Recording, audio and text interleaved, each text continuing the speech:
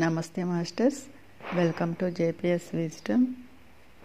ఈరోజు మనం old age wisdom, new age wisdom, ageless wisdom అసలు ఎందుకు ఇలా వీటిని విభజించడం జరిగింది. అయితే ఇవన్నీ కూడా మన గ్రేట్ మాస్టర్స్ అందించిన సత్యాలే కదా, మరి ఎందుకు వీటి మధ్య విభజన జరిగింది? ఇక్కడ మాస్టర్ అంటే మహాత్ముడు అని అర్థం, అంటే మహా ఉన్నతమైన ఆత్మ అని అర్థం. మరి ఇంతటి గొప్ప మహాత్ముల ద్వారానే ఈ జ్ఞానం అనేది మనకు అందించబడింది. అయితే ఎందుకు వీటిని ఇప్పుడు విభజించారు అంటే యుగ మార్పుల ప్రభావం మాస్టర్స్. ఎందుకంటే ఈ భూమి మీద ఎప్పుడూ ఒకే ఎనర్జీస్ ఉండవు, ఎప్పుడూ ఒకే విధమైన కాన్షియస్ ఉండదు. ప్రతి 2500 సంవత్సరాలకు యుగ మార్పు అనేది జరుగుతూ ఉంటుంది. ప్రతి యుగానికి కొన్ని సూత్రాలు, కొన్ని సిద్ధాంతాలు ఉంటాయి ప్రత్యేకంగా. అలాగే ప్రతి యుగానికి కూడా ఒక అవతారం అనేది జరుగుతుంది. ఈయన్నే మనము యుగ పురుషుడు, అవతార పురుషుడు అంటాం. వీళ్ళు మనకి ఆ యుగానికి సంబంధించిన జ్ఞానాన్ని అందించడం జరుగుతుంది. మనం ఆల్రెడీ ముందు వీడియోలో చెప్పుకున్నాం, ఈ భూమి మీద 26,000 సంవత్సరాలకు ఉన్న సిచ్యువేషన్ వేరు, 26,000 సంవత్సరాల నుంచి ఇప్పటి వరకు ఉన్న పరిస్థితులు వేరు. ఎందుకంటే ఆర్కాన్స్ అనే చీకటి శక్తులు పూర్తిగా ఈ భూమిని మాయపర ద్వారా వారి హ్యాండ్ ఓవర్లోకి తీసుకోవడం జరిగింది.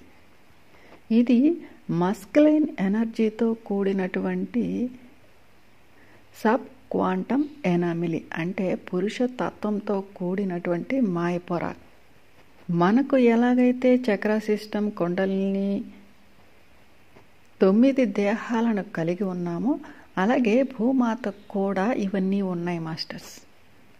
ప్రతి 2500 సంవత్సరాలకు యుగ మార్పు అని చెప్పుకున్నాం. ఈ సమయంలో కొన్ని అనుకోని సిచ్యువేషన్లు అనేది జరుగుతూ వస్తాయి. ఎందుకంటే మన స్వయంభూ మండలం చుట్టూ, అంటే మన కాస్మిక్ సెంట్రల్స్ చుట్టూ కూడా ఈ గ్రహాలు, ఉపగ్రహాలు, సూర్యుళ్ళు, నక్షత్రాలు, గ్యాలక్సీలు ఇవన్నీ కూడా పరిభ్రమిస్తూ ఉంటాయి. చంద్రుడు భూమి చుట్టూ తిరగడానికి 28 లేదా 29 రోజులు పడుతోంది. అలాగే భూమి సూర్యుని చుట్టూ పరిభ్రమించడానికి 365 లేదా 66 రోజులు పడుతుంది. అలాగే సూర్యుడు మన కేంద్ర సూర్యుడైన అల్సియాన్ చుట్టూ పరిభ్రమించడానికి 2500 సంవత్సరాల వరకు పడుతుంది. ఈ అల్సియాను మన గ్యాలాక్టిక్ సెంట్రల్ సన్. అలాగే మన గ్యాలాక్సీ మన భగవంతుడైనటువంటి కాస్మిక్ సెంట్రల్ సన్ చుట్టూ పరిభ్రమించడానికి 26,000 సంవత్సరాలు పడుతుంది. మన గ్యాలాక్సీలాగే అన్ని గ్యాలాక్సీలు కూడా మన భగవంతుని చుట్టూ పరిభ్రమిస్తూ ఉంటాయి. అంటే ఒకదానితో ఒకటి ఎప్పుడు కూడా అలైన్ అయ్యే ఉంటాయి, ఏది విడిగా ఇక్కడ లేదు. ఏ చిన్న ఆస్టిరాయిడ్ అయినా, ఏ పెద్ద నక్షత్రమైనా అన్నీ కూడా ఒక్కదానితో ఒకటి మమేకమయ్యే ఇక్కడ పరిభ్రమిస్తూనే ఉంటాయి. ఈ 26,000 సంవత్సరాలనే మనం కాస్మిక్ సైకిల్ అంటాము, కాస్మిక్ న్యూ ఇయర్ కూడా అని చెప్పుకుంటాం. దీన్నే మనం మహాయుగంగా కూడా చెప్పుకుంటున్నాం. ఎందుకంటే ఈ మహాయుగంలో మనకి కృతయుగం ఉంది, త్రేతాయుగం ఉంది, ద్వాపర యుగం ఉంది, కలియుగం ఉంది. ఈ 4 యుగాలను కలిపితే మనం మహాయుగం అంటున్నాం. అయితే ప్రతి 2500 సంవత్సరాలకు యుగ మార్పు అనేది జరుగుతుంది. అంటే కరెక్ట్గా 2500 సంవత్సరాలని కాదు, 2400 నుంచి 2500 సంవత్సరాల లోపు మధ్యకాలం. ఈ యుగ మార్పు జరిగే సమయంలో కొన్ని అనుకోని సంఘటనలు జరుగుతూ వచ్చే గత 26,000 సంవత్సరాల నుంచి. అంతకుముందు కాలంలో కూడా జరిగేది. ఆ సమయాల్లో ప్రకృతి వైపరీత్యాలు రావటం, లేదా మన మాస్టర్స్ అంటే ఏదైతే మన ఇంటర్గెలాక్టిక్ ఫెడరేషన్లో ఒక నిర్ణయం తీసుకొని కొన్ని సందర్భాల్లో ఇక్కడ ప్రక్షాళన కూడా జరిగేది. అంటే కొన్ని అనుకోని చేసిన మార్పులు, కొన్ని అనుకోకుండా చేసిన మార్పులు. దీనివల్ల ఈ భూమి మీద ఎన్నో మార్పులు రావడం జరిగింది. దీనివల్ల భూమాత ఎన్నోసార్లు సఫర్ అవ్వడం కూడా జరిగింది. అందుకే పత్రి సార్ మనకి ఒక సందర్భంలో చెప్పారు, ఈ భూమి మీద ఎన్నో చీకటి రోజులను చూసాము, ఎన్నో వెలుగు రోజులను చూసాము అని. ఎందుకంటే ఇదంతా కూడా ఈ చీకటి శక్తుల ప్రభావం వల్ల జరిగింది. అసలు మనం ఈ భూమిని ఎందుకు క్రియేట్ చేసుకున్నామంటే మన ఆత్మ ఎదుగుదల కోసం, మన బ్రహ్మతత్వం ఏదైతే ఉందో ఆ తత్వానికి చేరుకునేదానికి, ఆ భగవంతుని స్థితికి చేరుకునేదానికి మనం ఈ భూమిని క్రియేట్ చేసుకొని దీన్ని ఒక ప్రయోగశాలగా ఇక్కడ క్రియేట్ చేసుకొని ఆత్మస్థితిలో ఉన్న మనము ఈ భౌతిక దేహాలు తీసుకొని మన మీద మనమే రీసెర్చ్లు చేసుకొని, ఇక్కడ బాగా అర్థం చేసుకోండి మాస్టర్స్, మనం ఇక్కడ జన్మ తీసుకున్నామంటే మనం ఇక్కడ ఏదో సాధించేదానికి కాదు, మన మీద మనం రీసెర్చ్లు చేసుకునేదానికి. అందుకే మనల్ని మనము స్పిరిచువల్ సైంటిస్ట్స్ అంటున్నాం. ఫిజికల్ సైంటిస్టులు ఏం చేస్తారు, ఏవో కనుక్కోవాలి, ఏ గ్రహాల గురించో, నక్షత్రాల గురించో, లేకపోతే ఏదో పదార్థాల గురించో, ఈ స్పేస్ గురించో, లేకపోతే ఇంకేదేదో కనుక్కోవాలని ఎన్నో ప్రయోగాలు చేస్తుంటారు, ఎంతో డబ్బు ఖర్చు పెడుతుంటారు, ఈ ర్యాకెట్లని వేసుకొని ఎక్కడికెక్కడికో వెళ్ళిపోతూ ఉంటారు. కానీ మనం స్పిరిచువల్ సైంటిస్ట్స్. ఇక్కడ మనం భౌతికంగా ఏ ప్రయోగాలు చెయ్యము, ఏ డబ్బులు ఖర్చు పెట్టము, ఏ ర్యాకెట్లు వేసుకోనో మనం భౌతికంగా ఎక్కడికో వెళ్ళము. కేవలం మనము ఈ శ్వాస మీద ధ్యానం ద్వారా మన అంతర ప్రపంచంలోకి వెళ్ళి మన మీద మనం రీసెర్చ్ చేసుకొని మనలో ఉన్నటువంటి ఆ దుర్గుణాలను, సరికాని గుణాలను బయటికి రిలీజ్ చేస్తూ ఎప్పటికప్పుడు మనల్ని మనము స్వచ్ఛత పరుచుకుంటూ ఒక్కొక్క జన్మలో మనలో ఉన్నటువంటి ఈ ద్వంద్వత్వాలను, ఈ సరికాని వాటన్నింటిని కూడా వదిలించుకుంటూ మనల్ని మనం ప్యూరిటీగా తయారు చేసుకునే వరకు ఇక్కడ మన మీద మనం రీసెర్చ్లు చేసుకుంటూ వస్తున్నాం అనేక జన్మలుగా.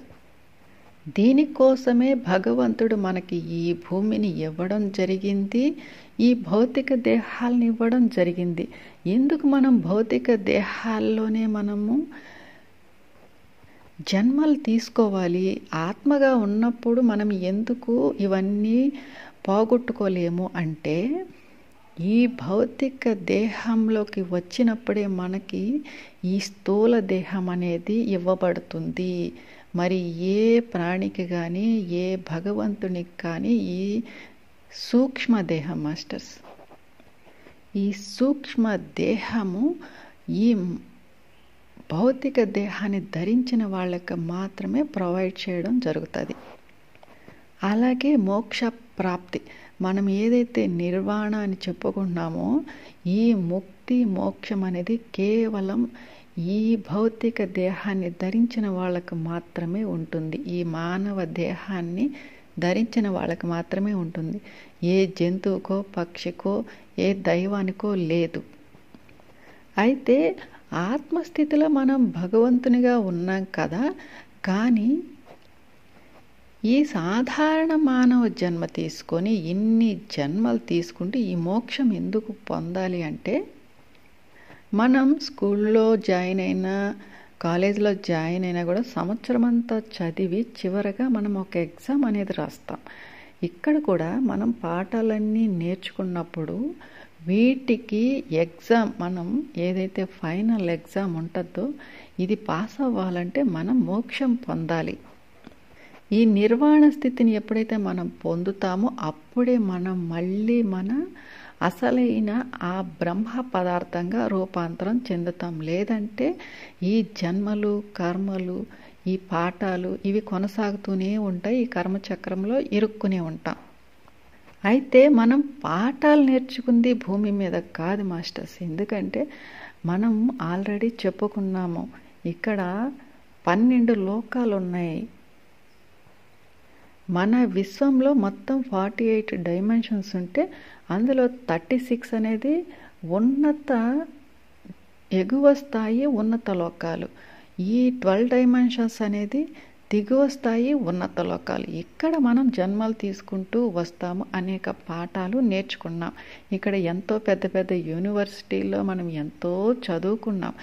కేవలం ఎగ్జామ్ రాయడానికి భూమి మీదకి వస్తాం మనం.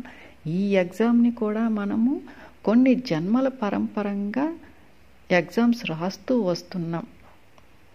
చివరిసారిగా ఈ ఎగ్జామ్ పాస్ అయ్యామా లేదా అని మనకి ఎలా తెలుస్తుందంటే, ఈ ముక్తి మోక్షం పొందినప్పుడే, ఈ నిర్వాణ స్థితికి చేరినప్పుడే మనం ఈ ఎగ్జామ్ పాస్ అయినట్టు. ఒకవేళ ఫెయిల్ అయ్యాము, మనం ముక్తి పొందలేదు, ఇక్కడ నిర్వాణ స్థితికి చేరలేదంటే మళ్ళీ మనం జన్మలు తీసుకుంటూ ఎగ్జామ్స్ రాస్తూనే ఉంటాం ఈ భూలోకంలో. అందుకే ఈ భూమి అనేది మనకు ఇహలోకం కాదు, పరలోకం. మన ఇహలోకాలు మనందరికీ కూడా సొంత లోకాలు ఆల్రెడీ ఉన్నాయి. అవి పరబ్రహ్మలోకాల్లో ఉన్నాయి, పరమాత్మ లోకాల్లో ఉన్నాయి. మనం ఇప్పుడు ఉన్నది బ్రహ్మల లోకం, మనం ఉండేది ఆత్మల లోకం. ఈ దిగువ స్థాయి 12 ఉన్నత లోకాలన్నీ కూడా బ్రహ్మల లోకాలు, ఆత్మల లోకాలు. ఇక్కడికి మనం దిగి వచ్చాం, పైనుంచి కిందకి దిగి వచ్చాం. చివరిసారిగా ఎగ్జామ్ రాయడానికి ఈ భూమి మీదకి వచ్చాం. అయితే అనుకోకుండా ఈ చీకటి శక్తులు ఎప్పటి నుంచో ఈ భూమిని కబ్జా చేయాలి, వాళ్ళ హ్యాండ్ ఓవర్లో పెట్టుకోవాలి. ఎందుకంటే ఇది ఒక గొప్ప ప్రయోగశాల. వాళ్ళు కూడా ఇక్కడ ఎన్నో ప్రయోగాలు చేయాలి. ఎలా చేయాలి? మనం మంచి మీద, కాంతి మీద ప్రయోగాలు చేస్తుంటే వాళ్ళు చెడు మీద, చీకటి మీద ప్రయోగాలు చేయాలని, అందుకే ఈ భూమిని కబ్జా చేయాలనే ఉద్దేశంతో ఎన్నోసార్లు దాడులు చేస్తూనే ఉన్నారు. 9 లక్షల సంవత్సరాల నుంచి కూడా ఈ భూమిని వాళ్ళ హ్యాండ్ ఓవర్లో తీసుకునేదానికి ఎన్నో ప్రయత్నాలు చేస్తూనే ఉన్నారు. ఈ సమయాల్లో అనుకోని పరిస్థితుల్లో కొన్ని ప్రకృతి వైపరీత్యాలు రావడం జరిగేది. ఒక్కొక్కసారి మాస్టర్సే ఇక్కడ ప్రక్షాళన చెయ్యాలి, వీళ్ళని పట్టుకోవాలి, వాళ్ళ హ్యాండ్ ఓవర్లోకి తీసుకోవాలనే ఉద్దేశంతో ఎన్నో ప్రక్షాళనలు చేయడం జరిగింది. దీని వలన ఈ భూమి అతలాకుతలం అయిపోవడం జరిగేది. ఆ సమయాల్లో ప్రకృతి నాశనం అయిపోవడం, ఈ జీవులన్నీ అంతరించిపోవడం, దుర్మరణాలు, ఈ మానవులంతా కూడా అనుకోని ఈ హఠాత్ పరిణామాలకు భయకంపితులైపోవడం, దుర్మరణం పాలవటము, తిండి లేకుండా, నీరు లేకుండా భయంకరమైన మరణాలను కళ్ళారా చూడటం, ఇవన్నీ కూడా జరుగుతూ వచ్చాయి. అందుకే పత్రిసార్ మనకు చెప్పింది, ఎన్నో చీకటి రోజులు, ఎన్నో వెలుగు రోజులు అని చెప్పారు. ఒక్కొక్క యుగ మార్పులో మనకి కొన్ని మంచి జరిగేది, ఒక్కొక్క యుగ మార్పులో అనుకోని చెడు కూడా క్రియేట్ అయ్యేది. కొన్ని విశ్వాలు మన విశ్వాలతో కనెక్ట్ అయిపోయేది. ఈ చీకటి శక్తులకు మార్గం ఏర్పడి వాళ్ళు భూమి మీదకు ప్రవేశించేవాళ్ళు. మళ్ళీ మన లైట్ మాస్టర్స్ వీళ్ళతో యుద్ధాలు చేసో, వీళ్ళని ఎలాగో మళ్ళీ పంపించి వేయడం, వీళ్ళని మట్టు పెట్టడం, ఇలా జరుగుతూ వచ్చింది. అంటే మనం చెప్పుకున్న దేవదానవ యుద్ధాలు, రాక్షస సంహారాలు, ఇవన్నీ కూడా ఇవే మాస్టర్స్. అంటే ఈ భూమిని తమ హ్యాండ్ ఓవర్ చేసుకునేదానికి అటు లైట్ మాస్టర్స్ కానీ, ఇటు ఈ డార్క్ ఫోర్స్ కానీ ఎన్నో యుద్ధాలు చేసుకోవడం, ఎన్నో ప్లాన్లు వేసుకోవడం, ఎంతోమంది వాళ్ళ యొక్క గ్రూపులు భూమి మీదకి రావడం జరుగుతూ వచ్చింది. చివరికి 26,000 సంవత్సరాల క్రితం ఈ ఆర్కాన్స్ అనే గ్రూపు భూమిని కంప్లీట్గా వాళ్ళ హ్యాండ్ ఓవర్లోకి తీసుకోవడం జరిగింది. అప్పటికి భూమి మీద 2 అతిపెద్ద కాంటినెంట్స్ ఉన్నాయి. అవి అట్లాంటియను ఇవి 2 కూడా 5th డైమెన్షన్లో ఉన్నాయి. చాలా అద్భుతంగా ఉన్నాయి. ఇక్కడ 1000 సంవత్సరాలు కూడా జీవిస్తూ ఉన్నారు. అయితే ఈ లెమోరియన్స్ స్పిరిచువల్ నాలెడ్జ్తో ఉన్నారు. అటు అట్లాంటియన్స్ కేవలం సైంటిఫిక్ నాలెడ్జ్తో ఉన్నారు. వాళ్ళంతా ప్లైడియన్స్, వీళ్ళంతా కూడా సిరియన్స్ కావచ్చు, అరిమంటు 3 గ్రహవాసులు కావచ్చు. అప్పటికే లైరన్స్ కూడా ఇక్కడికి వచ్చి ఉన్నారు. ఎందుకంటే ఈ డార్వినియన్స్, రెప్టిలియన్స్, అనునాకీస్ లైరాన్ కూడా కబ్జా చేయడం ద్వారా వాళ్ళు అనేక లోకాలకు వెళ్ళిపోవడం జరిగింది. అలా చాలామంది భూమి మీద కూడా వచ్చి ఈ ఖండంలో కొంతమంది అట్లాంటియన్లో ఉండడం జరిగింది. అయితే ఈ డార్క్ ఫోర్స్కి స్పిరిచువల్ నాలెడ్జ్ లేదు. ఎందుకంటే ఆధ్యాత్మికత పుట్టక ముందే వీళ్ళు మన నుంచి వేరుపడిపోయారు.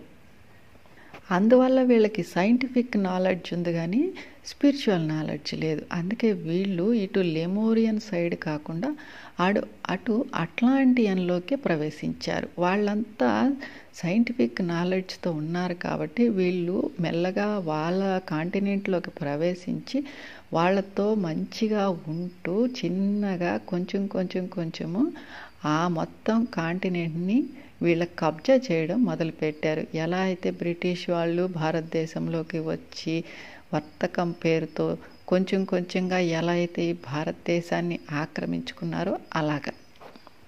అప్పుడు ఈ భూమికి ఉన్న ఎథరిక్ బాడీ ఏదైతే ఉందో మనకి ఎలా ఉంటుందో ఈ ప్రాణమయ శరీరం, అలాగే భూమికి కూడా ప్రాణమయ శరీరం ఉంది.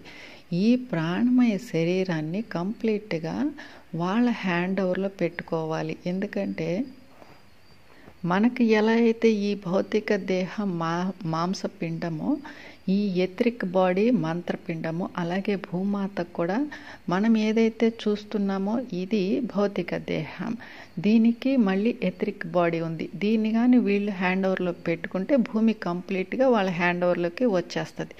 అందుకని వీళ్ళు ఏం చేశారంటే భూమి అనేది స్త్రీతత్వం, ఫెమినైన్ ఎనర్జీ ఎక్కడ ఉంటే అక్కడ ప్రకృతి అద్భుతంగా ఉంటుంది, జీవరాశి కూడా అద్భుతంగా ఉంటుంది. కానీ వీళ్ళకి ఫెమినైన్ ఎనర్జీ అంటే నచ్చదు. ఎందుకంటే వీళ్ళకి భయం. ఎందుకంటే మన భగవంతుడు స్త్రీతత్వం. అందుకే మనము ఆది పరాశక్తి అంటాము, పరాశక్తి అంటున్నాం. అంటే ఆదిలోకంలో ఉన్న భగవంతుణ్ణి ఆది పరాశక్తి అంటున్నాం. ఈ మలి సృష్టిలో ఉన్న భగవంతుణ్ణి పరాశక్తి అంటున్నాం. వీళ్ళు ఎప్పుడైతే భగవంతుడి నుంచి తమని తాము విడదీసుకున్నారో అప్పుడు తప్పు చేశామనే భావన, పశ్చాత్తాపం వచ్చింది. కానీ మళ్ళీ భగవంతునితో కలవడానికి వీళ్ళకి మార్గం దొరకలేదు. అంటే తల్లి నుంచి వేరుపడిన బిడ్డలాగా. ఇక్కడ మనం అర్థం చేసుకోవాల్సిన విషయం ఏంటంటే వాళ్ళ తల్లి మన తల్లి ఒక్కటే. అందుకే మనం భగవంతుడు ఒక్కడే అని చెప్పుకుంటున్నాం. అంటే ఈ కాంతిలోక వాసులంతా కూడా సన్మార్గులైన బిడ్డలు, ఈ చీకటి శక్తులంతా దుర్మార్గులైన బిడ్డలు. కానీ తల్లికి 2 బిడ్డలే. అందుకే మన తల్లి అయినటువంటి విశ్వమాత పరాశక్తి అన్నీ చూస్తూ ఉంది. ఎందుకంటే తల్లి ఎప్పుడు కూడా బిడ్డలు తప్పు చేసినా ఏం చేసినా కూడా వీలైనంత వరకు సమర్థిస్తుంది, వాళ్ళను మార్చాలనే ట్రై చేస్తుంది. అలాగే చూస్తూ ఉంది. ఒకప్పుడు ఆర్కేంజల్ మోజరేల్గా భగవంతునికి చాలా ప్రియమైన కొడుకు. కానీ తనే దుర్మార్గుడైన కొడుకుగా ఆ తల్లి నుంచి వేర్పడ్డాడు. అప్పుడు మన మూల చైతన్యమైనటువంటి ఆ పరాశక్తి మన తల్లి ఆర్కేంజల్ మైకేల్కు పట్టం కట్టి వీళ్ళని సన్మార్గంలో పెట్టడానికి ప్రయత్నించమని ఒక టీంను ఇవ్వడం జరిగింది. దాన్నే మనము ఆర్కేంజల్ మైకేల్ అండ్ టీం అని చెప్పుకుంటున్నాం. వీళ్ళే సప్తర్షులుగా భూమి మీద జన్మలు తీసుకొని మనకు ఆధ్యాత్మికతను విస్తృతం చేశారు.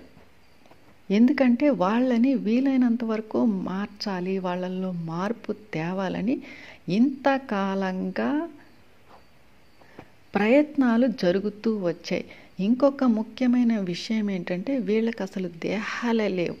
ఎప్పుడైతే మన భగవంతుని నుంచి వీళ్ళు విడిపోయారో వీళ్ళ దేహాలను వీళ్ళు కోల్పోయారు. వీళ్ళు కేవలం ఒక చైతన్య రూపంలో ఉన్నారు. వీళ్ళు ఏదైనా ఫిజికల్గా చెయ్యాలి అంటే వీళ్ళకి దేహాలు అవసరం. ఈ దేహాల కోసమే వీళ్ళు అనేక లోకాల మీద, అనేక గ్రహాల మీద వీళ్ళు యుద్ధాలు చేసి వాటిల్ని వీళ్ళ హ్యాండ్ ఓవర్లో పెట్టుకోవడం జరుగుతూ వచ్చింది. అలా వీళ్ళు తిరుగుబాటు చేసి ఆర్కిట్యూరియన్స్ని కానీ, ఓరియన్ స్టార్ సిస్టంలో కానీ, లైరన్ స్టార్ సిస్టంలో కానీ ఇలా కొన్ని లోకాలను, గ్రహాలను వీళ్ళ హ్యాండ్ ఓవర్లో పెట్టుకుంటూ రావడం, ఈ లైట్ ఫోర్సు వీళ్ళని అంటే వీళ్ళతో యుద్ధాలు చేస్తూ మళ్ళీ ఆ గ్రహాలను, ఆ నక్షత్ర మండలాలను విడుదల చేపిస్తూ వాటికి స్వతంత్రాలను కల్పిస్తూ రావడం జరుగుతూ వచ్చింది. అయితే అనుకోని సిచ్యువేషన్లో వీళ్ళు భూమిని పూర్తిగా కబ్జా చేయడం జరిగింది. ఈ పురుషత్వపు ఎనర్జీ ఎప్పుడైతే భూమి చుట్టూ మాయ పొరలా వేయడం జరిగింది, అంటే దాదాపు భూమి మీద నుంచి 3.5 కిలోమీటర్లు, భూమి లోపలికి 3.5 కిలోమీటర్లు వీళ్ళు చాలా పటిష్టంగా పురుష తత్వంతో కూడిన ఈ మాయ పొరను వేసేయడం జరిగింది. ఇక్కడ నుంచి అసలు కథ మొదలైంది మాస్టర్స్. అయితే నేను గత కొన్ని రోజులుగా వీడియో చేయాలని ట్రై చేస్తుంటే నాకు ఎక్కడో ఒక దగ్గర మళ్ళీ బ్రేక్ పడుతుంది. ఎందుకంటే నాకు ముందు క్లారిటీ రావాలి. ప్రతి విషయము నాకు క్లియర్గా అర్థమైతేనే నేను మీకు ఎక్స్ప్లెయిన్ చేయగలను. అంటే ఎవరో చెప్పింది, అంటే ఏదో ఒక మాస్టర్ చెప్పింది మనం విని రాసుకొని బట్టి పట్టి చెప్పడమో, లేదా బుక్స్లో ఉన్నది ఆడియో బుక్ ద్వారా చెప్పటమో కాదు. ఇది మనం ఆల్రెడీ చెప్పుకున్నాం, మనం స్పిరిచువల్ సైంటిస్ట్స్. ఇక్కడ మనకు పత్రిక సార్ ఏం చెప్పారు, అందరూ చెప్పేది వినండి. వాళ్ళు పండితులైనా పామర్లైనా ఎవరైనా సరే అందరూ చెప్పేది వినండి. ఫస్ట్ శ్రవణం అనేది చాలా ఇంపార్టెంట్. ఆ తర్వాత మననం చేయండి. మననం అంటే ఏంటి, మనతో మనం ఇక్కడ డిస్కషన్ పెట్టుకోవటం. ఇలా వాళ్ళు ఇలా చెప్పారు కదా, వీళ్ళు ఇలా చెప్పారు కదా, ఇది ఇంతలో సత్యం ఎంత ఉంది అని ఎప్పుడైతే మనము మన అంతరంతో మనం డిస్కస్ చేస్తామో, అంటే మన ఆత్మతో మనం ఎప్పుడైతే డిస్కషన్ చేస్తామో అప్పుడు మనకి క్లారిటీ రావడం మొదలవుతుంది. అయితే ఇక్కడ ఒక్కొక్కసారి క్లారిటీ వచ్చినట్టే ఉంటుంది, మళ్ళీ ఎక్కడో బ్రేక్ పడుతుంది. ఈ బ్రేక్ పడిందాన్ని మళ్ళీ వెతుక్కొని దీన్ని సెట్ చేసుకునే లోపల మళ్ళీ బుర్ర హీట్ ఎక్కిపోద్ది. ఇంకొకటి ఏంటంటే, నేను ఈ ధ్యానానికి రాకముందు అసలు నాకు ఏ విజ్డము తెలియదు మాస్టర్స్. అసలు ఆత్మ అన్న పదార్థమే తెలియదు, అసలు ఏ విషయం తెలియదు, ఏ గ్రంథాల్లో ఏముంది, ఈ బైబుల్ ఏంటి, ఖురాన్ ఏంటి, భగవద్గీత ఏంటి, ఇవి ఏమి కూడా నాకు పేర్లు వింటున్నామే కానీ అసలు అందులో ఏముంది, వాళ్ళు ఏం చెప్పారు, అసలు ఇవన్నీ నాకు తెలియదు. నేను పట్టించుకునేదాన్ని కాదు. అసలు ఈ జీసస్, ఈ మహమ్మద్ ప్రవక్త, ఈ శ్రీకృష్ణ భగవానుడు, ఈ రాముడు, వీళ్ళ తత్వాలేంటి, వీళ్ళు ఎందుకు జన్మలు తీసుకున్నారు, ఇవన్నీ కూడా మనకు తెలియదు. ఎవరో ఏదో చెప్తుంటే వింటున్నామే కానీ వీటి వెనక ఉన్న ఆ పరమ సత్యాలు కానీ, ఆ గూఢార్థాలు కానీ అస్సలకి తెలియదు. మన పెద్దవాళ్ళ ద్వారానో లేదు ఆ టీవీల ద్వారానో కొన్ని విషయాలైతే వింటున్నాం, చూస్తున్నాం కథల రూపంలో, కానీ నాకు ఏ విజ్డము అసలు తెలియదు. ఎప్పుడైతే నేను ఈ ధ్యాన మార్గంలో ఈ శ్వాస మీద ధ్యాస, ధ్యానం ద్వారా నా అంతరంలోకి ప్రయాణించడం జరిగిందో అప్పుడు నా ఆత్మతో కనెక్ట్ అయ్యే కొద్దీ కూడా ఈ విజ్డమ్ మీద నాకు ఇంట్రెస్ట్ రావడం జరిగింది. అయితే ఇక్కడ ఓల్డ్ ఏజ్ విజ్డమ్ అంటున్నారు, న్యూ ఏజ్ విజ్డమ్ అంటున్నారు. ఓల్డ్ ఏజ్ విజ్డమ్ అంటే మనకి కొన్ని వేల సంవత్సరాల క్రితం అందించబడింది. అయితే అప్పుడు చాలా పవిత్రంగానే అందించారు. కానీ అప్పటి పరిస్థితులకు తగినట్టు అప్పటి ఈ మానవ మేధస్సు ఎంతవరకు ఉంది, వాళ్ళు ఎంతవరకు అర్థం చేసుకోగలరు అనే విషయాలు గ్రహింపుకు ద్వారానే అక్కడ అందించడం జరిగింది. అంటే కథల రూపంలోనో లేకపోతే నాటకాలు, పౌరాణిక కథలు, హరికథలు, బుర్ర కథలు ఈ రూపంలో వినిపించడం జరిగింది. ఎందుకంటే అప్పటికే ఈ మాయపోర ప్రభావంతో మనుషులందరూ కూడా ఈ మాయ కమ్మేసి అజ్ఞాన అంధకారాల్లో ఉన్నారు. ఇంకా చెప్పాలంటే మనం 26,000 సంవత్సరాల నుంచి కూడా చీకటి ప్రపంచంలో ఉన్నాము. ఈ మాయ గురించే ఓల్డేజ్ విజ్డమ్లో అంతా కూడా మాస్టర్స్ అంటే ఎవరైతే మన మహర్షులు, ఋషులు ఉన్నారో వీళ్ళు చెప్పిందంతా కూడా ఈ మాయ గురించే. కానీ భౌతికమైన జ్ఞానానికి ఈ మాయ గురించి అర్థం కాదు. వాళ్ళేం చెప్పుకుంటున్నారంటే, ఇప్పుడు నేను ఒక మతంలో ఉన్నాను, నా ఎదుటి మతం నాకు నచ్చలేదంటే వాళ్ళ గురించి చెప్పడం. అంటే మనం భగవంతుని యొక్క అసలు తత్వంలోంచి మనం వచ్చాము, మాయలోంచి వాళ్ళు వచ్చారు, ఇలా చెప్పుకుంటున్నారు. అంటే నేను ఏ కులంలో అయితే పుట్టాను, ఏ మతంలో అయితే పుట్టాను, నా భగవంతుడు ఎవరో ఇవి సరి అయినవి, అంటే ఇవే కరెక్ట్. కానీ అవతల వాళ్ళే అంతా ఆ మాయలోనే ఉన్నారు, వాళ్ళంతా ఆ మాయకు పుట్టారనో లేకపోతే ఆ మాయకు సంబంధించిన వాళ్ళనో చెప్పుకుంటున్నారు. అంటే ఈ మానవుని యొక్క భౌతిక జ్ఞానం, ఈ లాజికల్ మైండ్ ఏదైతే ఉందో అంతవరకే వీళ్ళకి అర్థమైంది. అంతేకాకుండా ఈ ఓల్డేజ్ విజ్డమ్లో ఏదైనా జ్ఞానం అందిస్తే ఈ చీకటి శక్తులు ఎప్పటికప్పుడు కాసుకొని ఉంటారు. ఎందుకని ఈ మనుషుల్ని, ఈ భూమిని వాళ్ళ హ్యాండ్ ఓవర్లోనే పెట్టుకోవాలంటే ఇక్కడ సత్యం అనేది బహిర్గతం కాకూడదు. ఎవరైనా కష్టపడి భూమి మీదకు సత్యం చెప్పడానికి వస్తే వాళ్ళని క్రూరాతి క్రూరంగా హింసించడం, చంపడం, వాళ్ళని దోషులుగా క్రియేట్ చేసి అందరి ముందు నిలబెట్టడం, వాళ్ళు ఏదైతే తమ బోధనల ద్వారా ఈ గ్రంథాల ద్వారా సత్యాన్ని వివరించారో వాటిల్ని తారుమారు చేసేయటం. ఎగ్జాంపుల్, ఇప్పుడు మనకి పురాణాలు, ఇతిహాసాలు, గ్రంథాలు ఉన్నాయి. వీటిల్లో ఒక గ్రంథంలో ఉన్నట్టు ఇంకొక గ్రంథం లేదు, ఒక పురాణంలో ఉన్నట్టు ఇంకొక పురాణంలో లేదు. అంటే ఒకే విషయం ఇన్ని మార్పులకు ఎందుకు లోనైంది? అంటే ఇవి అందించిందంతా మహానుభావులే కదా. వాళ్ళంతా చెప్పినప్పుడు సత్యం ఎప్పుడు ఒక్కటే. ఏ పురాణాలైనా, ఏ గ్రంథాల ద్వారా అయినా, ఏ కథల రూపంలో అయినా మహాత్ములు మనకి సత్యాన్ని అందిస్తున్నారంటే ఎక్కడైనా ఒకే విధంగా ఉంటుంది. కానీ ఇన్ని మార్పులు ఎలా వచ్చాయి? ఒకదానిలో ఒక లెక్క ఉంటే ఒకదానిలో ఇంకొక లెక్క ఉంది. అంటే నాకు నిజంగా ఇవన్నీ తెలియదు, కానీ నేను కేవలం ఈ ఓల్డేజ్ విజ్డమ్కి, న్యూ ఏజ్ విజ్డమ్కి అసలు వేరియేషన్ ఏంటి అని కొన్ని వింటున్నప్పుడు నాకే అసలు అర్థం కాని సిచ్యువేషన్లో ఉంది.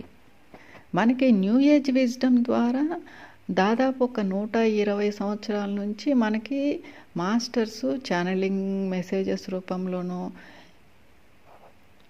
లేదు కొంతమంది ఎన్లైటెడ్ మాస్టర్స్కి డైరెక్ట్గా కనెక్ట్ అయ్యి మనకి బుక్స్ రూపంలో జ్ఞానాన్ని అందిస్తూ వస్తున్నారు ప్రపంచవ్యాప్తంగా.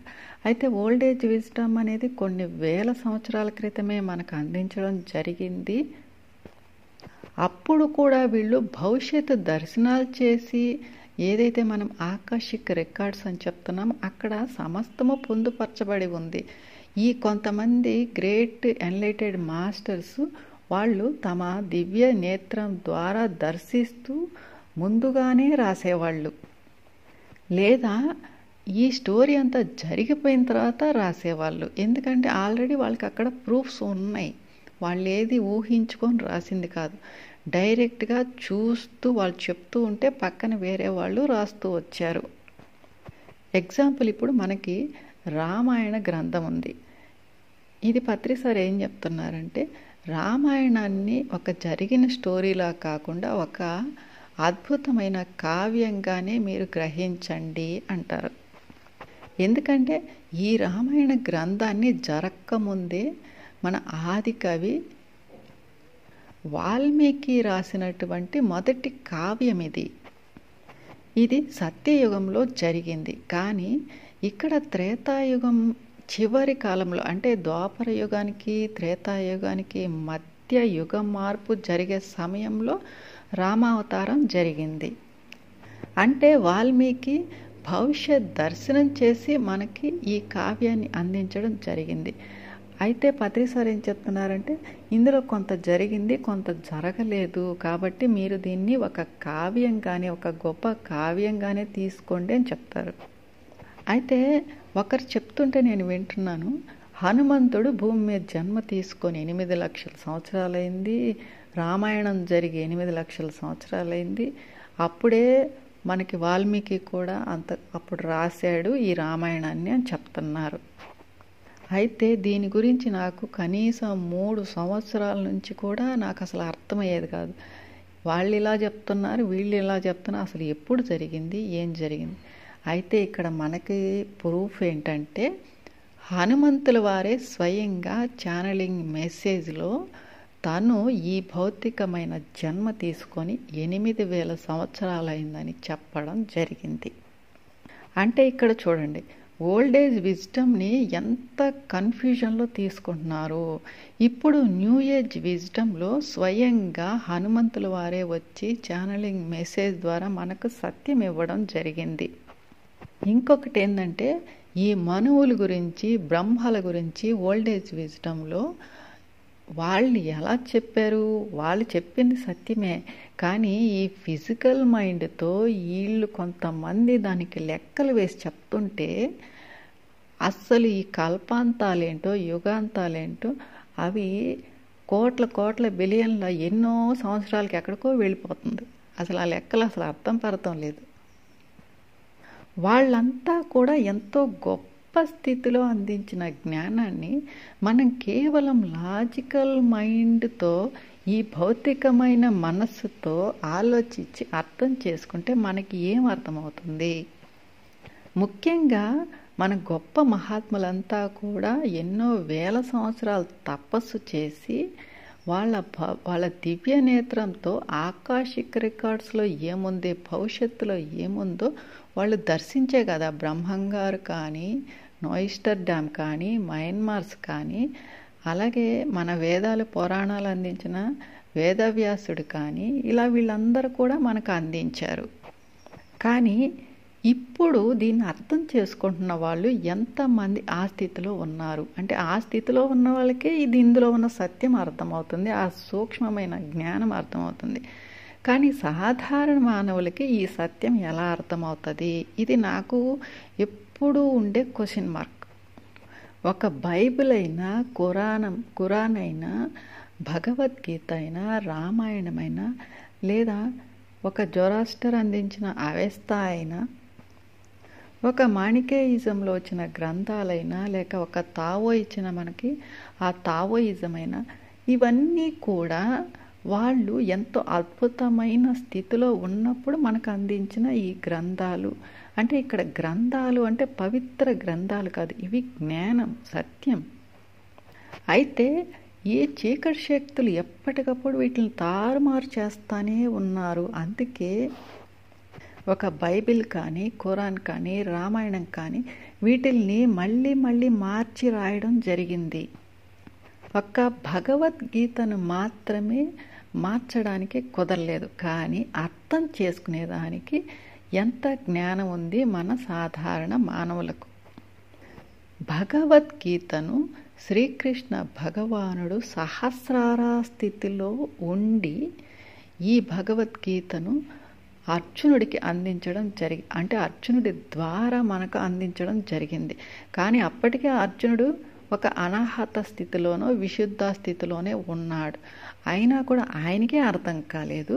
మరి కేవలం మూలాధార స్థితిలో, స్వాధిష్టాన స్థితిలో ఉన్న సాధారణ మానవులకు ఎలా అర్థమవుతుంది?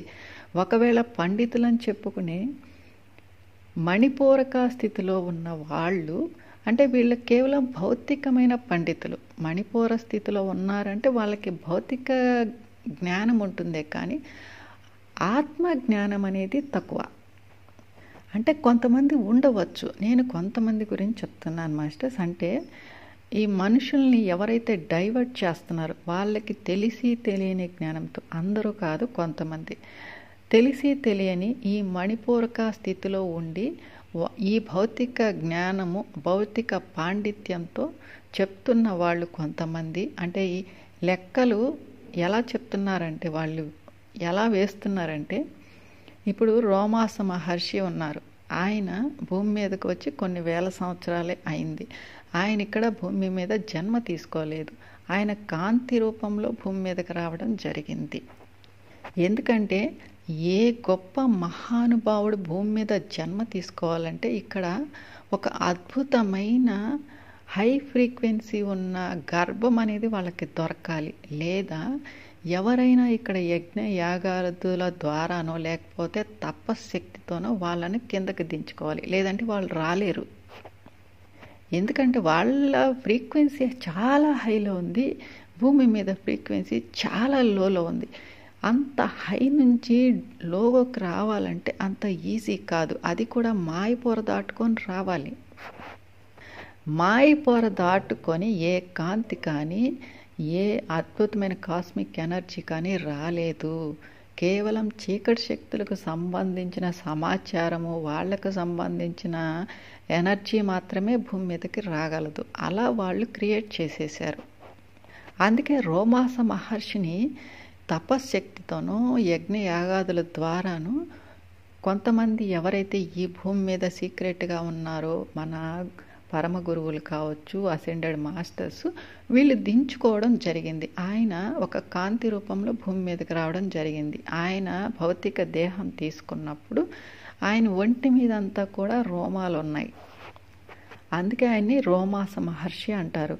అయితే ఇక్కడ ఆయన చెప్పింది ఏంటి? నా ఒక్కొక్క రోమం ఒక్కొక్క బ్రహ్మ ఆయుష్కు సమానం అని చెప్పారు. అయితే లాజికల్ మైండ్తో లెక్కలు వేస్తే బ్రహ్మ ఆయుష్ ఎంత? ఆ ఒక్కొక్క రోమం అన్నీ కలిపితే, అంటే 1,00,000 రోమాలు అనుకోండి, వీటన్ని ఆయుష్ కలిపితే అది ఆ లెక్క ఎక్కడికి వెళ్ళిపోతుంది? బిలియన్లు, ట్రిలియన్లు, అసలు దానికి అంతమే లేదు. అది చెప్తూ ఉంటే, అంటే నేను ఒక వీడియో విన్నాను, చెప్తున్నాను. వాళ్ళు అలా వర్ణిస్తూ చెప్తూ ఉంటే వినే వాళ్ళకి ఏం అర్థమైంది? అంటే వాళ్ళు చెప్తున్నారని వీళ్ళు నమ్ముతున్నారా, లేకపోతే అర్థమైనట్టు నటిస్తున్నారా? అసలు ఏం అర్థం కావట్లేదు నాకు కూడా. ఇక్కడ రోమాస మహర్షి చెప్పిన బ్రహ్మలెవరు? మనం. అసలు ఈ విశ్వమంతా కూడా బ్రహ్మల లోకం. మనం ఆల్రెడీ చెప్పుకున్నాం, తొలి సృష్టిలో ఒక్కొక్క విశ్వానికి ఒక్కొక్క బ్రహ్మ ఉంటే, మలి సృష్టిలో అందరూ కలిసి, బ్రహ్మలంతా కలిసి ఒక విశ్వాన్ని సృష్టించుకున్నారు. అదే ఇప్పుడు మనం ఉన్నటువంటి ఈ విశ్వం. ఈ విశ్వంలో కేవలం బ్రహ్మలే ఉన్నారు. ఎందుకంటే వీళ్ళు ఆల్రెడీ భగవంతుని ఇచ్చ మేరకే ఇంత దూరం వాళ్ళు ప్రయాణిస్తూ వచ్చేశారు, అగ్నిగోడ దాటుకొని. ఇదంతా మనం న్యూ ఎనర్జీలో చెప్పుకున్నాం. వచ్చిన వాళ్ళంతా బ్రహ్మలే. అందుకే వీళ్ళంతా కూడా కలిసికట్టుగా ఇక్కడ ఈ బ్రహ్మల లోకాన్ని సృష్టించుకొని, ఏదైతే వాళ్ళ ఎనర్జీని కోల్పోయారో, వాళ్ళ శక్తిని కోల్పోయారో, తిరిగి ఆ భగవంతుని ఉన్నత స్థితికి, అంటే వాళ్ళ గమ్యానికి చేరుకోలేకపోతున్నారు. అక్కడికి చేరుకునేదానికే వీళ్ళంతా ఈ విశ్వాన్ని సృష్టించుకొని, ఇన్ని లోకాలు సృష్టించుకొని, ఇన్ని డైమెన్షన్స్ సృష్టించుకొని, చివరిగా భూమిని ప్రయోగశాలగా సృష్టించుకొని, వాళ్ళల్లో ఉన్న ద్వంద్వత్వపు క్వాలిటీస్ని పోగొట్టుకునేదానికే ఈ స్థూల దేహాన్ని, ఈ సూక్ష్మదేహాన్ని, ఈ కారణదేహాన్ని ధరించి ఎన్ని అష్ట కష్టాలు పడి, ఈ మానవ దేహాల్లో ఇన్ని బాధలు పడి, ఇన్ని జన్మలు, ఇన్ని కర్మలు, ఇన్ని పాఠాలు నేర్చుకుంటున్నారో వీళ్ళే కదా బ్రహ్మలు. ఇక్కడ మనకి రోమాస మహర్షి చెప్పింది ఏంటి? ఎంతోమంది బ్రహ్మలు వస్తున్నారు, ఎంతోమంది బ్రహ్మలు వచ్చారు, ఎంతోమంది బ్రహ్మలు వెళ్ళిపోయారు, కానీ నేను మాత్రం ఇలాగే ఉన్నాను అంటే అర్థం ఏంటి? ఒక బ్రహ్మ భూమి మీదకి దిగి వచ్చి తనలో సరికానివన్నీ వదిలించుకొని తిరిగి తను పూర్తిగా ఒక, అంటే నిర్వాణ పొంది తిరిగి తన బ్రహ్మలోకానికి వెళ్ళిపోవడమే ఇక్కడ లెక్క. ఆయన ఒంటి మీద ఉన్న రోమాలు ఏంటంటే ఒక్కొక్క రోమం ఒక్కొక్క బ్రహ్మకు సిగ్నల్. అది అంటే అక్కడి నుంచి వచ్చే ఇక్కడి నుంచి వెళ్ళే ఎనర్జీ, అక్కడి నుంచి వచ్చే ఎనర్జీని రిసీవ్ చేసుకుని రిసీవర్ అది. అందుకే వచ్చే బ్రహ్మలు వెళ్ళే బ్రహ్మలు. వచ్చే బ్రహ్మలు ఎవరు? పురోగమన ఆత్మలు. వెళ్ళే బ్రహ్మలు ఎవరు? తిరోగమన ఆత్మలు. అంటే మోక్ష స్థితిని పొంది వెళ్ళిపోయే ఆత్మలు. అంటే వాళ్ళు వెళ్ళినా ఇక్కడ ఉన్న బ్రహ్మే. వాళ్ళనే మనం ఇక్కడ అసెండెడ్ మాస్టర్స్, పరమ గురువులు అంటున్నాం. వెళ్ళిపోయిన వాళ్ళనే మనం విశ్వగురువులు అంటున్నాం, మాస్టర్స్ అంటున్నాం, మార్గదర్శకులు అంటున్నాం. అంటే ఆల్రెడీ కష్టపడి ఎన్లైట్ అయిపోయిన వాళ్ళంతా కూడా పూర్తిగా వెళ్ళిపోకుండా ఇంకా వాళ్ళ వెనక వచ్చే బ్రహ్మలకు మార్గదర్శకులుగా ఉంటూ వీళ్ళను కూడా ఉన్నత స్థితికి వెళ్ళేందుకే కదా వీళ్ళందరూ ఇక్కడంతా ఉన్నారు. మనమంతా కూడా ఇప్పుడు నెక్స్ట్ ఆ బ్రహ్మ స్టేజ్కి వెళ్ళేదానికే కదా ఇప్పుడు ఈ చివరి జన్మలో ఉన్నాము. ఇంత మనం ఈ ధ్యాన మార్గంలోకి వచ్చి ఇంత జ్ఞానాన్ని తీసుకుంటున్నాము, మనం చేయగలిగింది చేస్తున్నాము. మన ముందున్న సీనియర్స్ను మార్గదర్శకులుగా తీసుకున్నాము. మన వెనకొస్తున్న జూనియర్స్కు మనం మార్గదర్శకులుగా మారుతున్నాము. ఈ విషయము సాధారణ భౌతికమైన ఆలోచనలతో, భౌతికమైన లాజికల్ మైండ్తో ఉన్న వాళ్ళకి ఏం అర్థమవుతుంది? చెప్పినా ఎంతవరకు దీన్ని సత్యంగా గ్రహిస్తారు? ఇవన్నీ నాకు చూస్తూ ఉంటే అంటే నేను గొప్ప అని కాదు మాస్టర్స్. అందుకే నేను ఎప్పుడు కూడా నా ఎక్స్పీరియన్సెస్ నేను షేర్ చేయను. కానీ ఈరోజు కూడా వారాహ్యమ్మ నాకు ధ్యానంలో ఉన్నప్పుడు చెప్తా ఉంది, ఇక్కడ ఏది ఊరికే చెప్పడం లేదు మనము, ఇక్కడ దీని వెనక చాలా పెద్ద ప్లాన్ ఉంది, మనం చెప్పాలి, చెప్పి తీరాలి. అందుకే నేను 4-5 రోజుల నుంచి ఒక వీడియో చేయడానికి నేను చాలా ఆలోచిస్తున్నాను. ఎందుకంటే అసలు ముందు నేను కదా తెలుసుకోవాలి, నేను కదా రీసెర్చ్ చేసుకోవాలి. నేను ముందు సత్యం తెలుసుకుంటేనే నా ద్వారా, మన ఛానల్ ద్వారా మన మాస్టర్స్ కూడా, మన దివ్య మానవులకు కూడా మనం అందించగలం. వాళ్ళు కూడా విన్నప్పుడు వాళ్ళకి క్లియర్గా అర్థం కావాలి కదా. వాళ్ళు కూడా మనలాగే ఎంతో అద్భుతమైన స్థితిలో ఉన్నారు. నెక్స్ట్ వచ్చే వాళ్ళకి వాళ్ళు కూడా మార్గదర్శకులుగా మారాలి, గురువులుగా, బోధకులుగా మారాలి. కాబట్టి మన ఛానల్ ద్వారా వచ్చే జ్ఞానము ఎప్పుడు కూడా పర్ఫెక్ట్గా ఉండాలి. ట్రూత్ విజ్డమే మనం అందించాలి. అయితే ఇక్కడ నేను ఎందుకు వెనకాడుతున్నానంటే నాకు ఎక్కడో ఇక్కడ మళ్ళీ బ్రేక్ పడుతుంది. మళ్ళీ ఆ బ్రేక్ను నేను మళ్ళీ సెర్చ్ చేసుకోవాలంటే మళ్ళీ నాకు సమయం పడుతుంది. మాస్టర్స్ ఏమో చేయమంటున్నారు, మేమున్నాం కదా అంటారు. కానీ నాకు ముందు క్లారిటీ రావాలి కదా. ఏ విషయమైనా నాకు క్లారిటీ వస్తేనే.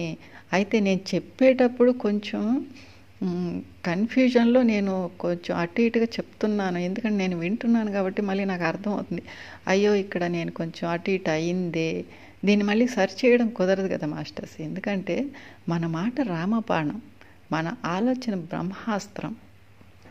నాకు ఒక వారం 10 రోజుల క్రితం నేను ఒక శూన్య స్థితిలో వెళ్ళినప్పుడు ధ్యానంలో నన్ను ఒక ప్రశ్న అడిగారు, నువ్వు ఇంత సరిగ్గా చక్కగా చెప్పగలుగుతున్నావు కదా, నీకు ఇన్స్పిరేషన్ ఎవరు అని. నేను టక్కన ఆ సిచ్యువేషన్లో కూడా నేను చెప్పింది పత్రి సార్. ఎందుకంటే నాకు ఇప్పుడు ఫిజికల్గా ఎవరు గురువు లేరు. నాకు చిన్నప్పటి నుంచి కూడా ఈ గురువులు, ఆధ్యాత్మికత, ఈ ధ్యానం, ఈ జ్ఞానం ఏమీ నాకు తెలియదు, జీరో నాలెడ్జ్. అయితే పత్రి సార్తో కూడా నేను ట్రావెల్ చేయలేదు, ఎప్పుడు నేను గురువుగా ఎంచుకోలేదు. అయితే నాకు ఎక్కడ గురి కుదిరింది, నా గురియే నా గురువు అని పత్రి సార్ కూడా చెప్తారు. మీ గురియే మీ గురువు అని. నాకు గురి ఎక్కడ కుదిరింది? పత్రి సారిస్తున్న జ్ఞానం మీద గురి కుదిరింది. అంటే ఎంత పర్ఫెక్ట్ విజ్డమ్ మనకు అందిస్తున్నారు సార్ అంటే, ఈ new age wisdom, old age wisdom అని ఎప్పుడైతే దీన్ని 2 భాగాలు చేయడం జరిగిందో, న్యూ ఏజ్ విజ్డమ్ ద్వారా మనకి ఎప్పటికప్పుడు నూతనంగా స్వచ్ఛమైన సమాచారం ఫ్రెష్గా అందించబడుతుంది. ఓల్డ్ ఏజ్ విజ్డమ్ అనేది ఎప్పుడో మన మాస్టర్స్ చెప్పారు, పాపం వాళ్ళు పర్ఫెక్ట్గా చెప్పారు. కానీ ఎంత తారుమారైపోయిందో చూడండి.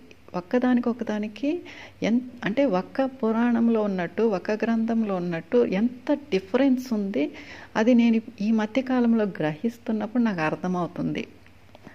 అలాగే భగవంతునికి అందరూ సమానమే. ఎందుకంటే ప్రతి జీవి, ప్రతి ప్రాణి, ప్రతి వ్యక్తి, ప్రతి పదార్థం అంతా కూడా ఒకే ఆత్మ పదార్థం, ఒకే భగవంతుని నుంచి వచ్చిన సృష్టి. ఆయనకు అందరూ సమానమే. వాళ్ళు ఎవరైనా సరే అందరూ సమానమే. కానీ మనం ఏం చేస్తున్నామంటే ఈ భూమి మీదనే ఇన్ని పరిధులు గీసుకొని నువ్వు వేరు నేను వేరు, నీది వేరే భాష నాది వేరే భాష, నీ దేశం వేరు నా దేశం, మనమే పరిధులు గీసుకున్నాం. కానీ భగవంతుడికి అందరూ సమానమే. జ్ఞానం అందించాలంటే అందరికీ, ప్రపంచంలో ఉన్న అందరికీ అందిస్తారు. కానీ కేవలం వీళ్ళకే అందించాలి, వీళ్ళకే ఈ పురాణాలు ఇవ్వాలి, వీళ్ళకే ఈ గ్రంథాలు ఇవ్వాలి అని ఎలా అనుకుంటారు?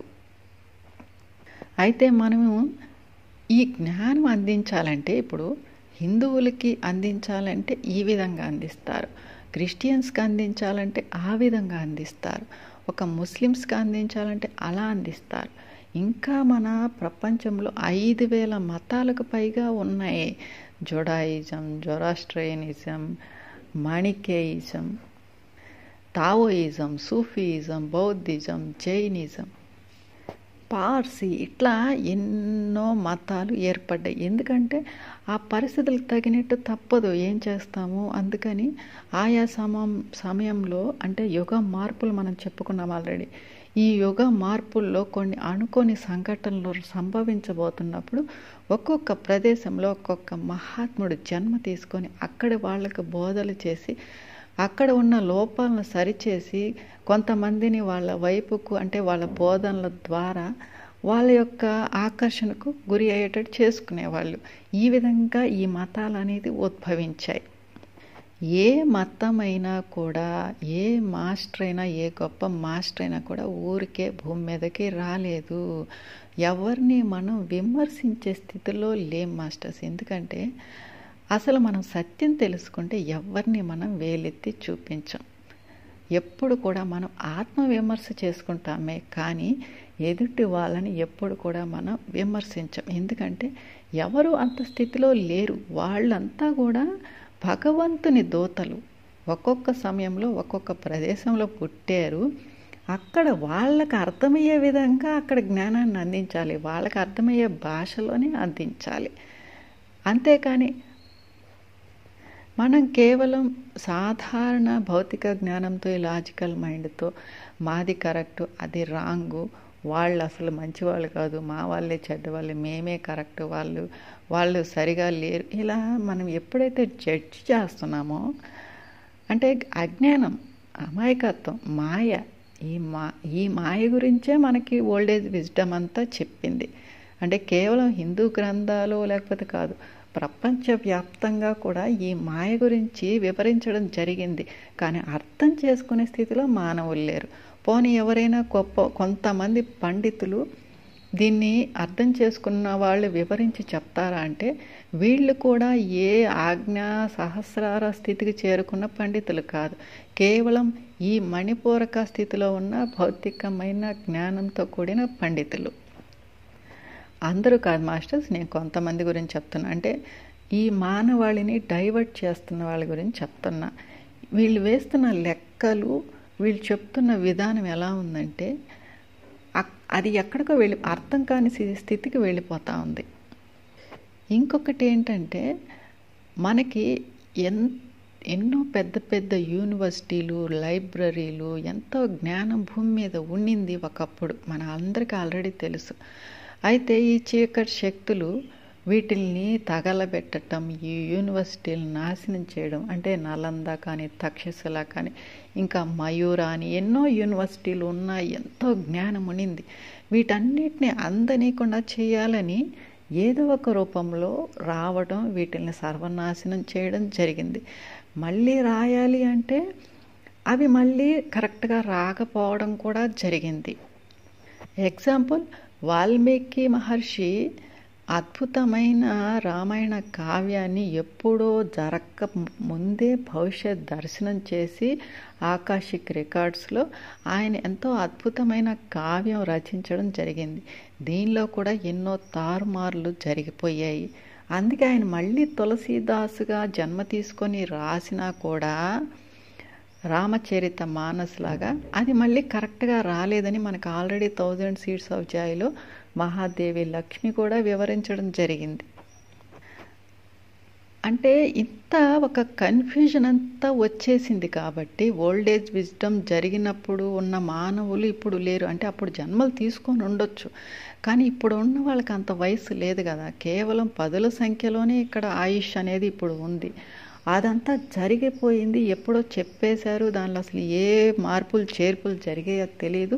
అందించినప్పుడు స్వచ్ఛంగా అందించారు, సత్యంగా మనకు అందించారు. కానీ అవంతా కూడా ఇలా జరిగిపోతూ వచ్చాయి కూడా. కాబట్టి ఇప్పుడు మళ్ళీ మనకి మాస్టర్స్ ఫ్రెష్గా న్యూ ఏజ్ విజ్డమ్ అని అద్భుతంగా ఎప్పటికప్పుడు మన ముందే మన కళ్ళ ముందే ఇప్పుడు మనం ఉన్న సమయంలోనే మనకు అందిస్తున్నారు. కాబట్టి మనం విశ్వాసం అనేది ఇక్కడ మనం పెంచుకునేదానికి అవకాశం ఉంటుంది. అంటే నమ్మకం అనేది అటు ఇటు ఉంటుంది. ఓల్డ్ ఏజ్ విజ్డమ్ అంటే ఇప్పుడు నమ్మకం అయిపోయింది, ఉంది, పురాణాల్లో ఉంది, గ్రంథాల్లో ఉంది. కానీ ఇది ఒక నమ్మకం అయిపోయింది, అటు ఇటుగా ఊగిసలాడుతుంది. కానీ ఇది విశ్వాసం, ఇది స్టాంపు. ఎందుకంటే స్వయంగా వాళ్ళే వచ్చి మనకి డైరెక్ట్గా మనకి ఇప్పుడు మళ్ళీ సత్యాన్ని, అదే జ్ఞానాన్ని ఇప్పుడు డైరెక్ట్గా మనకి అందిస్తున్నారు. ఎగ్జాంపుల్, ఇప్పుడు బైబిల్ ఆది గ్రంథంలో మోజెస్ గురించి ఏముంది? ఆయన 40 సంవత్సరాలు నడిపించాడు హెబ్రోల్ని అని ఉంది. కానీ మనకి తావోరీస్ ఏం చెప్పారు? కేవలం 3 సంవత్సరాలే అని చెప్పారు. అక్కడ ఆది గ్రంథం అందించింది వాళ్ళే, కానీ అక్కడ మార్పులు జరిగిపోయాయని చెప్తున్నారు కదా, వాళ్ళే చెప్తున్నారు స్వయంగా వచ్చి. ఇక బైబిల్ని అయితే ఎన్నిసార్లు మార్చి మార్చి మార్చి రాశారంటే ఇప్పటికి ఎన్ని ఉంటే గ్రంథం అనేది, సత్యమైన గ్రంథం అనేది ఒక్కటే ఉండాలి. కానీ ఇన్ని ఎలా పుట్టుకొచ్చాయంటే ఇక్కడ మార్పులు జరిగిపోయాయి. అలాగే మనకి వేదాలు, పురాణాలు, ఇతిహాసాలు, గ్రంథాలు ఎన్నో ఇచ్చారు. వీటిల్లో కూడా ఎందుకు మార్పులు ఉన్నాయి? ఒకదానిలో ఉన్న కరెక్ట్గా ఇంకొక దానిలో ఎందుకు లేదు? ఇది కూడా మనం అర్థం చేసుకోవాలి. అలాగే రామాయణాన్ని మార్చారు, అయితే ఒక భగవద్గీతను మాత్రం మార్చలేదు. కానీ అర్థం చేసుకొని అందులో ఉన్న సత్యాలని, ఆ నిగూఢ అర్థాలను తెలుసుకునేంత జ్ఞానము, పరిణతి ఎంతమందికి ఉంది? నిజంగా భగవద్గీత అర్థమైతే ఈ భూమి మీద అంతా కూడా అహింసా తత్వమే ఉంటుంది, ఏకత్వమే ఉంటుంది. ఇది మనం అర్థం చేసుకోవాలి మాస్టర్స్. నిజంగా ఒక భగవద్గీత అయినా, ఒక బైబిల్ అయినా, ఒక ఖురాన్ అయినా, లేకపోతే ఇంకే మహాగ్రంథమైనా నిజంగా అందులో ఉన్న జ్ఞానాన్ని మనం అర్థం చేసుకుంటే ఈ ప్రపంచం ఇలా ఉండదు, ఎంతో అద్భుతంగా ఉంటుంది. అందరూ ధ్యానులే, శాకాహారులే, ఏకత్వంలోనే మానవులందరూ కూడా ఒకే గొడుగు నీడలో ఒకే విధంగా ఒకే కలిసికట్టుగా సమస్త జీవులతో కలిసిమెలిసి ఉంటారు. అది అసలైన సత్యం. అంటే ఈ 84 లక్షల జీవరాశులు భూమాత బిడ్డలైనప్పుడు అందరూ అన్నదమ్ముళ్ళే, అక్క చెల్లెళ్ళే, అందరూ సమానమే ఇక్కడ. అలా ఒకే కుటుంబంలా కలిసి ఉంటారు, వసుదైక కుటుంబంలా కలిసి ఉంటారు. నిజంగా ఈ గ్రంథాల్లో ఉన్న సత్యం అర్థం చేసుకున్నట్లయితే. అయితే ఈరోజు కూడా నేను వీడియో చేయాలా వద్దా అని ఆలోచిస్తూ నేను ధ్యానంలో కూర్చుంటే నాకు వారాహి అమ్మ కానీ, మన మాస్టర్స్ ఎవరైనా కానివ్వండి, ఒక పేరని నేను చెప్పట్లే, నా పూర్ణాత్మ కావచ్చు, ఎవరైనా సరే, మనం ఆల్రెడీ చెప్పాలి. చెప్పకపోతే ఎట్లా? గొంతు విప్పాలి, సత్యం చెప్పాలి. చెప్పినప్పుడు కనీసం కొంతకాలానికైనా అర్థం చేసుకుంటారు. ఇప్పుడు అర్థం కాకపోయినా, ఇది వాళ్ళకు ఒక ఫన్నీగా అనిపించినా, లేదా ఒక ట్రాష్ అనిపించినా, ఇది అభూత కల్పన అనిపించినా, కొంతకాలానికి వాళ్ళు కూడా ఈ సత్యాన్ని గ్రహిస్తారు. కానీ మన ప్రయత్నం మనం చెయ్యాలి. ఇదే నాకు వారాహి అమ్మ ఈరోజు మెడిటేషన్లో కూడా చెప్పడం జరిగింది. గత కొంతకాలంగా కూడా నాకు ధ్యానంలో ఎన్నో వాయిస్ మెసేజెస్ కానీ విజన్స్ రూపంలో నాకు చెప్తానే ఉన్నారు, మనం చెయ్యాలి, చెప్పాలి అని. అయితే నాకు ఈరోజు ఎక్కడ మొదలవుద్దో ఎక్కడ ఎండ్ అవద్దో కూడా నాకు తెలియదు. అలా చెప్పుకుంటూ వచ్చాను. అది ఎంతవరకు కూడా చెప్పానో కూడా నాకు ఐడియా లేదు మాస్టర్స్.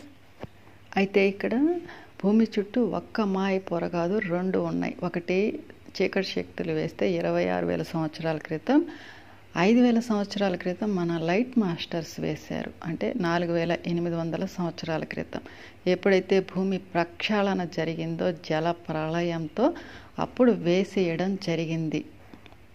అందుకే ఇప్పుడు మన భూమి చుట్టూ 2 ఎలక్ట్రోమాగ్నెటిక్ పవర్ గ్రిడ్స్ ఉన్నాయి. అంటే 2 మాయ పొరలు ఉన్నాయి. ఇప్పుడు మనం కంప్లీట్గా 3D మ్యాట్రిక్స్ థియేటర్లో ఉన్నాం. అంటే ఒక సినిమా హాల్లో ఎలా అయితే మనం ఇరుక్కుపోయామో ఇక్కడ ఆ డిజిటల్ థియేటర్లో ఉన్నాం మనం ఇప్పుడంతా. ఈ భూమి అంతా కూడా ఇప్పుడు. అందుకే మీరు చూస్తున్నది ఏది సత్యం కాదు అని ఎందుకు చెప్తున్నారంటే ఇక్కడ అంతా కూడా నాటకీయ పరిణామాలు జరుగుతున్నాయి. ఇక్కడ ఏది సత్యం కాదు.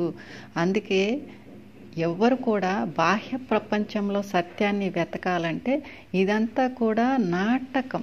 భూమి అనేది ఒక రంగస్థలం. ఇక్కడ అందరూ నాటకాలు వేస్తున్నారు. మన అంతర ప్రపంచంలోనే రియాలిటీ ఉంది.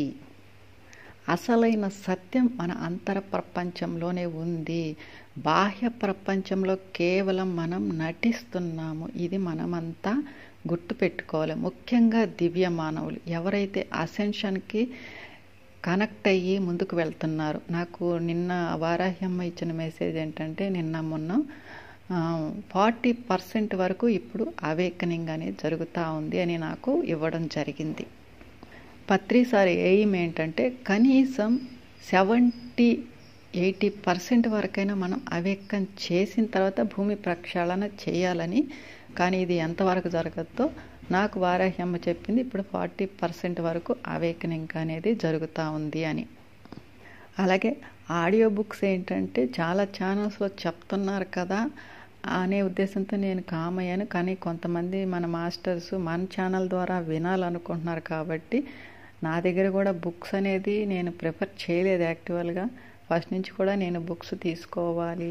ఎందుకంటే నేను ఒకసారి మాస్టర్స్ని అడిగాను, నాకెందుకు బుక్స్ కానీ పిరమిడ్స్ కానీ ఏమీ నా దగ్గరికి రావట్లేదు, అవి నాకు కనెక్ట్ అవ్వట్లేదంటే వాటి అవసరం నీకు లేదు అన్నారు. కానీ మన ఛానల్ కోసం నేను కొన్ని బుక్స్ అయితే తెప్పించుకోవడం జరిగింది.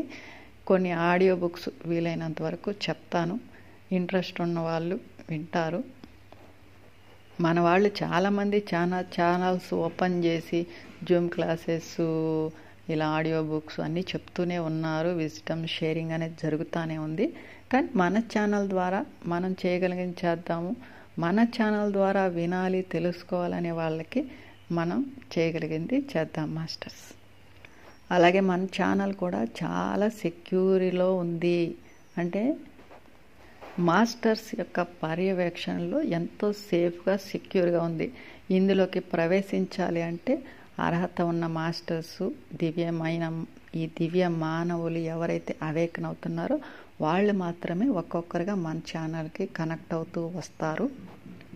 ఒక్కసారి కనెక్ట్ అయిన తర్వాత ఇంకా వాళ్ళు తిరిగి వెళ్ళలేరు. ఎందుకంటే ఇంకా వాళ్ళు కూడా ఈ అసెన్షన్ మార్గంలోకి వచ్చేసినట్లే. అయితే ఫైనల్గా మనం చెప్పుకునేది ఏంటంటే భౌతిక ప్రపంచంలో ఏదేదో జరుగుతూ ఉంటాయి. కానీ మన విలువైన సమయాన్ని భౌతిక ప్రపంచానికి కాకుండా ఎంతవరకు అవసరమో మన కుటుంబం గురించో మిగతా విషయాల గురించో మనం వినియోగించుకొని మిగిలిందంతా కూడా మన అంతర ప్రపంచంతో మనం కనెక్ట్ అయ్యి మనం సత్యాన్ని గ్రహించి మనం నిర్వాణ స్థితికి చేరుకోవాలి. అంటే మన అసలైన ఆ బ్రహ్మతత్వానికి చేరుకోవాలనే విషయం మీద కాన్సన్ట్రేషన్ చేయండి మాస్టర్స్. ఇంకేమైనా ఉంటే నేను నెక్స్ట్ వీడియోలో షేర్ చేస్తాను. శ్రద్ధగా